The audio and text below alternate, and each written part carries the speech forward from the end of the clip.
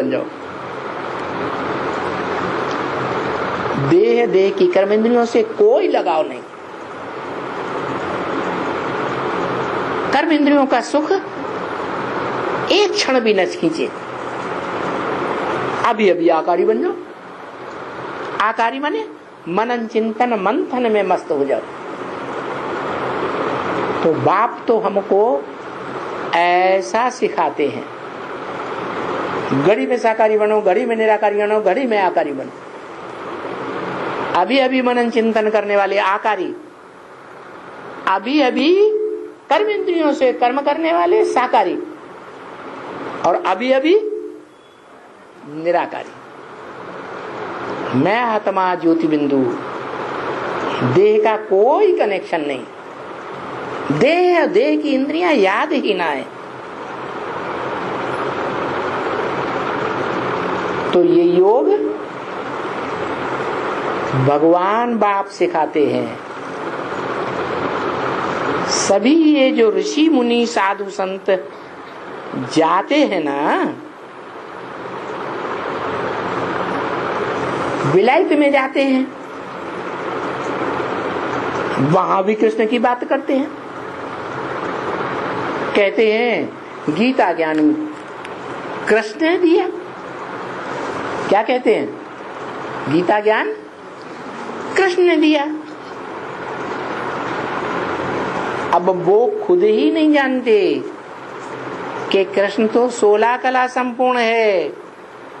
उसको 16 कला संपूर्ण किसने बनाया? 16 कला संपूर्ण तो देवताएं होते हैं, भगवान नहीं। कलाओं में बंधे हुए देव आत्माएं हैं, या भगवान कलाओं में बनता है? सूर्य कलाओं में बंधता है या चंद्रमा कलाओं में बंधता है?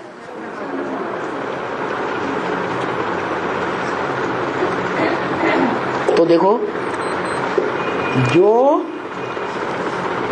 16 कला संपूर्ण बनाने वाला है, खुद कलाओं के बंधन में नहीं है, कलाओं से भी ऊपर है। वो कौन से युग में प्रत्यक्ष होता है? संगम में प्रत्यक्ष होता है।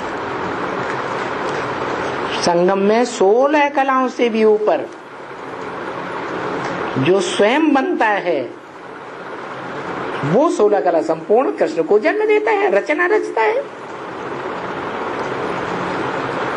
इसलिए जो कलाओं में बंधा हुआ है, वो कृष्ण वाली आत्मा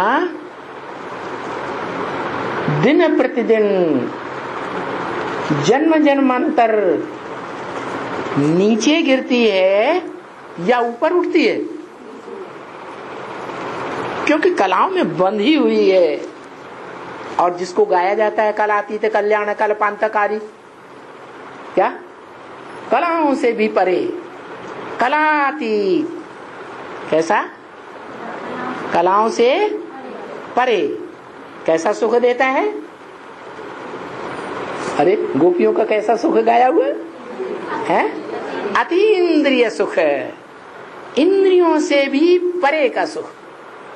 चाहे कर्म इंद्रियां हो, चाहे ज्ञान इंद्रियां हो, उन इंद्रियों से भी ऊंचा सुख जो संगम युग में ही भगवान के द्वारा प्राप्त होता है, वो देता है। तो देखो, कहाँ कृष्ण कलाओं में बंधा हुआ और कहाँ कलाओं से परे भगवान। कितना वास्ट अंतर है।